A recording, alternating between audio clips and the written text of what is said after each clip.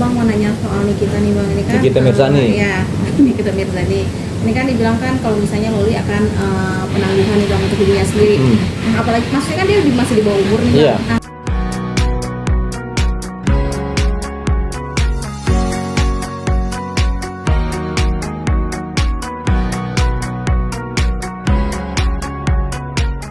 seperti apa sih Bang seharusnya nih? Jadi sebelum masuk ke Loli, sebagai anak yang memohon penangguhan penahanan, Nikita Mirzani ini kan ditahan karena pasal-pasalnya kan pasal pemerasan yang utama, yang kedua pasal pencemaran nama baik Undang-Undang ITE, yang ketiga TPPU, tindak pidana pencucian uang. Jadi 3 pasal ini hampir semuanya ancaman hukumannya di atas 5 tahun.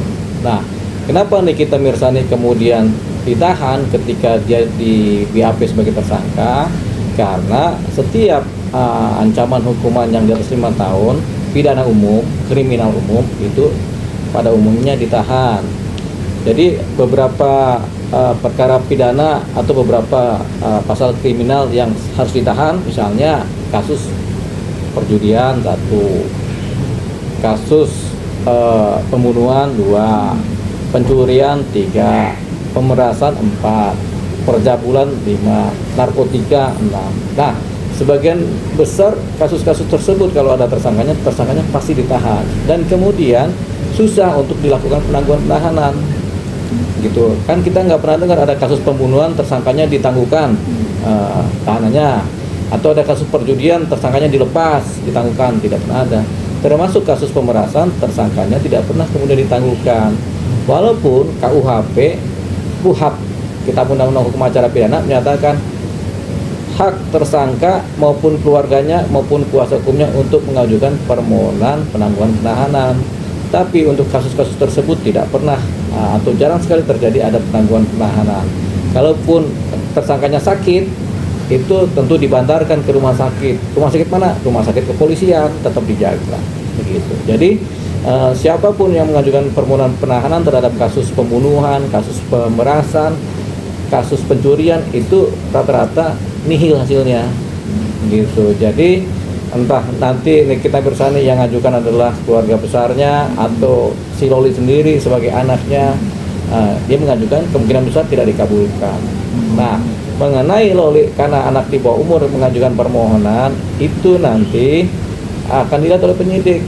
Karena dia umurnya belum mencapai 17 tahun, dianggap belum mampu bertindak secara hukum begitu. Anak yang di bawah umur tidak punya legal standing bertindak secara hukum sebagai subjek hukum. Yang disebut sebagai subjek hukum yang bisa bertindak secara hukum itu anak yang sudah dewasa, setidak-tidaknya sudah usia 17 tahun dan memiliki kartu tanda penduduk sebagai kode bahwasanya dia sudah dewasa. Kalau anak masih di bawah 17 tahun itu masih dalam perwalian orang tuanya, jadi tidak bisa bertindak secara hukum gitu. Tapi dia tetap dianggap sebagai subjek hukum pribadi, yaitu subjek hukum seorang anak yang belum dewasa begitu. Ada aturan-aturan sendirinya begitu. Jadi Loli belum bisa mengajukan permohonan penangguhan penahanan. Nah, kalaupun diajukan permohonan penangguhan penahanan oleh keluarganya si Nikita Mirzani, baik suaminya, baik orang tuanya, baik adiknya atau kakaknya, permohonan penangguhan penahanan seperti ini pada umumnya ditolak oleh penyidik kepolisian. Kenapa? Ya karena tadi ini kriminal umum yang ancaman hukumannya di atas 5 tahun gitu. Contohnya kasus pembunuhan diancam di atas 5 tahun, iya kasus ini kemudian tidak bisa si pelakunya ditangguhkan penahanannya. Itu contohnya. Sama kayak pemerasan, mirip-mirip dengan kasus pembunuhan juga. Berarti memang pasti akan nihil ya Bang hasilnya? Hasilnya kemungkinan besar nihil. Karena mungkin pasalnya berlapis juga gitu. Enggak satu pasal pun cukup. Kalau di atas 5 tahun pokoknya 5 tahun. Pasal pemerasan cukup. Dia pasal TPPU juga cukup karena di atas 5 tahun ancaman hukuman. Bang, ini kan tadi berbicara Loli karena masih di bawah umur. Nanti ketika 2 bulan ke depan dia sudah dewasa itu baru bisa atau seperti itu? Iya, ketika sudah punya KTP, kemudian dia bisa bertindak sebagai orang dewasa. Anggap aja sudah punya KTP 17 tahun kan, bisa tanda tangan, bisa kemudian mengajukan surat, bisa mengajukan permohonan penangguhan penahanan, bisa karena dia dewasa. Tapi 2 bulan lagi. Tapi tetap tadi persoalannya bukan di situnya, persoalannya di nihilnya tadi gitu. Jadi sama aja Berarti kosong ya. kalau misalkan walaupun dia seorang single parent ngurus anak 3 itu nggak ngaruh gitu ya Bang? Nggak ngaruh, kan begini, kan itu kan atribusi-atribusi yang menyatakan saya single parent, memang benar. Tapi setidak-tidaknya seorang anaknya, kita misalnya kan pasti punya bapaknya, ada orang tua lakinya kan, ada bapak kandungnya siapa, atau ada tantenya, ada siapa lagi, ada omnya, ada orang tuanya kita misalnya kalau masih ada. Jadi keluarga besar ini tentunya akan saling melindungi. Beda halnya kalau kemudian Loli ini adalah anak sendirian, tidak ada keluarga besar. Nah, tentunya si orang tuanya tetap ditahan dalam kasus demikian, tapi Lolinya sebagai anak yang di bawah umur kemudian diambil oleh negara untuk dipelihara oleh negara. Itu ada caranya. Jadi kalau Loli bilang, saya nggak bisa makan nih karena ibu saya di penjara, bisa tetap, karena ketika penyidik memeriksa masih ada anak itu yang diselamatkan lewat apa? Lewat aturan-aturan undangan perlindungan anak gitu. Jadi anak ini nanti dibawa tuh di panti sosial anak kan untuk dijaga, dipelihara sampai orang tuanya lepas dari masa hukuman gitu. Kalau dia adalah anak sematawayang yang tidak punya keluarga besar lagi. Banyak yang bilang katanya paling praduga ya kan seorang Nikita Mirzani paling cuma sebentar doang ditahan karena kan dia kebal hukum yang udah juga cuma sebentar doang. Pendapat abang mungkin gimana? Jadi tidak ada orang yang kebal hukum di Indonesia ini. Nah, orang yang melanggar hukum pasti kena pidana. Pidananya mengikuti aturan-aturan hukum pidana yang berlaku. Gitu. Jadi nggak ada. Nah, kalau terdahulu Nikita Mirzani cuma sebentar karena memang hukumannya juga sebentar. Ancaman hukumannya cuma sebentar. Misalnya pencemaran nama baik sebentar, berantem penganiayaan ringan sebentar, begitu. Nah, kalau ini pemerasan hukumannya tinggi, jadi memang agak panjang ini urusannya Nikita Mirzani di mana di sel. Bang, tapi kan ini kan maksudnya kan Mail Nikita sama Reza Gladys, tapi kan berperan besar waktu di telepon itu kan Reza Gladys dan juga Mail nih Bang.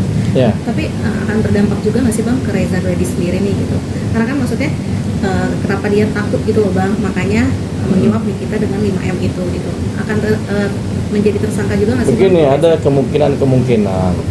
Namanya siapa? Dokter siapa? Reza. Dokter Reza. Kemungkinan pertama Dokter Reza memang mungkin sebel sama Nikita Mirzani ini gara-gara suka nge-blow up dia punya produk kan. Akhirnya Reza kemungkinan melakukan jebakan. Itu kemungkinan ya. Jadi belum pasti tapi kemungkinan. Satu, kemungkinan kedua, Dokter Reza ini ketakutan karena suaranya Nikita Mirzani begitu kencang, karena dia adalah public figure dan dia adalah influencer.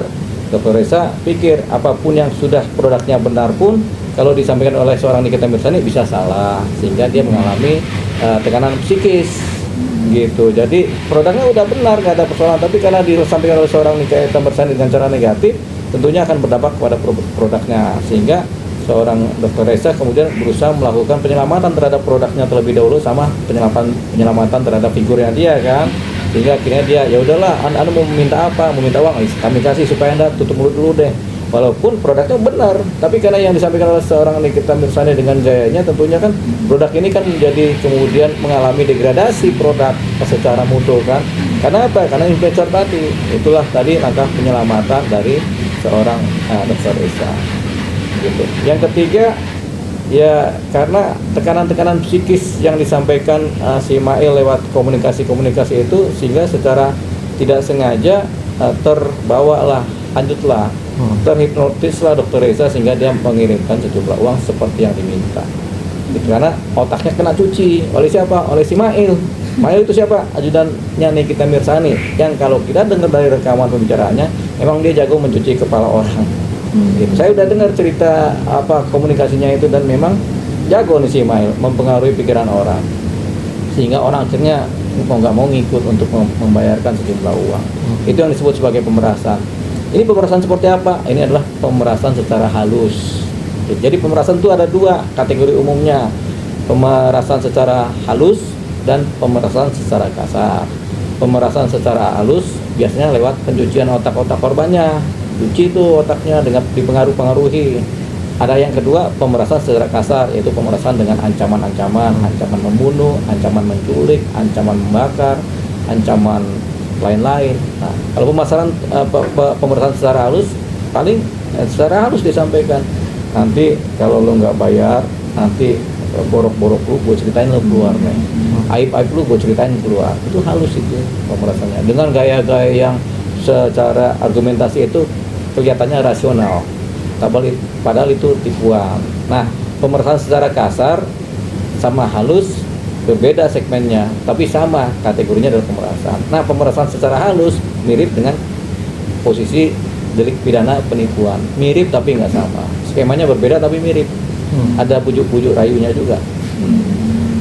Bang, ini kan yang berkomunikasi langsung sama Reza Gladys si Mail itu ya. Ya. Akankah ada perbedaan mungkin Nikita Mirzani dan Mail untuk hukumannya, untuk prosesnya nanti? Ya, nanti kita lihat di persidangan siapa si otak pelaku.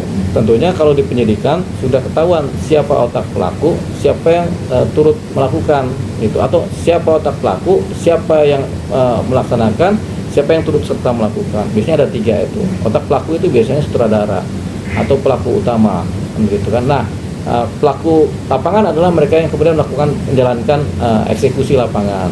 Nah, ada yang turut serta melakukan, itu adalah orang yang baik sengaja maupun tidak sengaja diajak serta melakukan tindakan-tindakan yang berupa tindak pidana.